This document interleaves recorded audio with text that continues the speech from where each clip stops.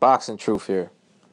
Luis King Kong Ortiz may now be the best heavyweight in the world, on the planet, now that Tyson Fury is out of commission and recovering from his illness. I mean, think about it. Who out there is more dangerous, more of a complete fighter than Luis King Kong Ortiz? The guy seems to be able to do it all. Long pedigree. He's been fighting for a long time. Came to the sport late. Could be as old as 40 years old, or could be as old as 37. But right now he looks like he has plenty of left in the tank despite his age. He started the sport late, so it's not a lot of wear and tear. Not a lot of fights. And he hasn't really been in really any wars. He's been knocking out a lot of opponents.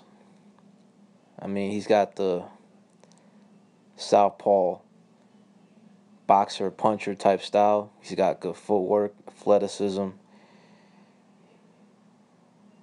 punching power, combinations, good jab. Very solid fundamentals in his game. And right now I just view him as the best heavyweight in the world, but will the boxing world be able to see Luis Ortiz prove it in the ring? On the outside looking in, he definitely looks like the best heavyweight on the planet. With his skill set, his ability, his agility, with that size that he brings, coming off destruction performances. And now he's represented by a promoter that could perhaps get him to the promised land, Eddie Hearn, or at least get him the type of fights that he's been yearning for, that he's been failed to get because he simply just doesn't bring much money to the table, doesn't bring an incentive for the champions to fight him. He's been stripped of the interim belt, so his position in the WBA is all messed up. The WBA situation in the heavyweight division is a joke. The present WBA is nowhere to be found because he's got a lot of heat, a lot of pressure on him for all the contenders in the WBA that are vying for their title shot. And Luis Ortiz, he's no longer the interim champion, has been stripped of the belt, and now he's in a stay busy fight with a Malik Scott next week, this Saturday actually, in Monte Carlo, in hopes to further build up his profile and get a little more busier this year. The good news is that he's gonna, if he gets by Malik Scott, which is expected, he's gonna be back in the ring on the Anthony Joshua undercard in order to further build up his profile, in order to get his name recognition at a higher level. And it's going to be interesting to see if Eddie Hearn will eventually make that fight.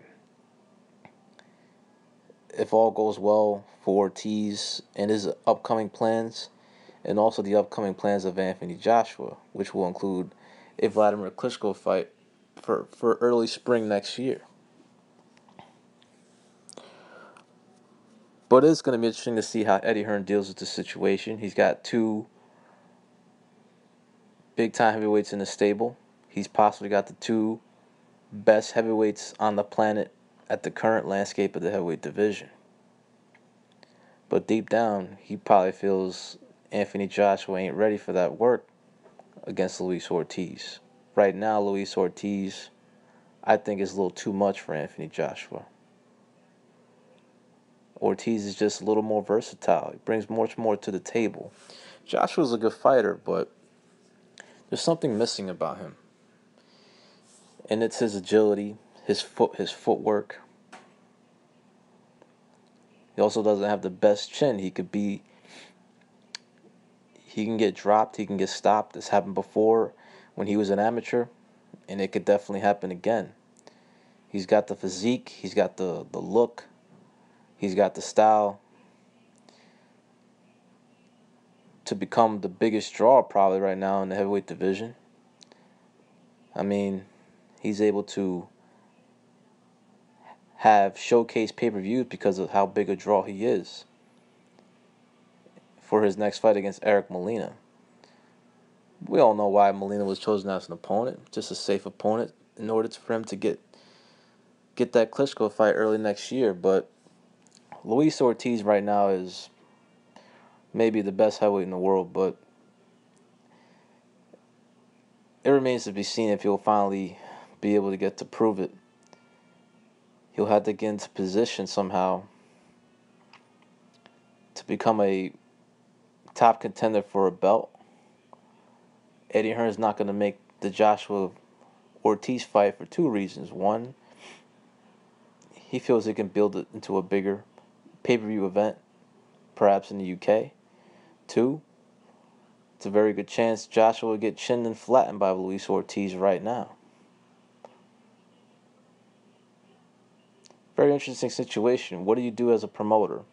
Do you risk your cash cow, a much younger guy who is perhaps the future of the division? Or do you match an aging heavyweight who is very dangerous, still has a lot left in the tank, but he's not a guy that's going to provide longevity for your stable? Interesting decision Eddie Hearn has to make if Joshua gets by these fights against Eric Molina and Vladimir Klitschko. And for Luis Ortiz, he's simply going to stay busy. That's good for him. Activity is good at his current age, and hopefully he'll be in position to fight one of the bigger names in the heavyweight division. Perhaps return to the United States, as that is one of the plans that Eddie Hearn has brought up for Luis Ortiz. But who the hell is going to fight this guy if he doesn't bring any hardware and he doesn't bring the type of money that the heavyweights could get fighting other opponents? But y'all let me know what y'all think. Now that Tyson Fury is out of commission, who is the best heavyweight in the world? Simply by the eye test. I think it's Luis Ortiz, no doubt about it. Based on skill set, ability, power, speed, I think he pretty much has it all. Maybe the most complete fighter in the heavyweight division. Joshua may be the second best heavyweight now that Fury's out of commission. And Wilder, when's he ever going to take a real fight?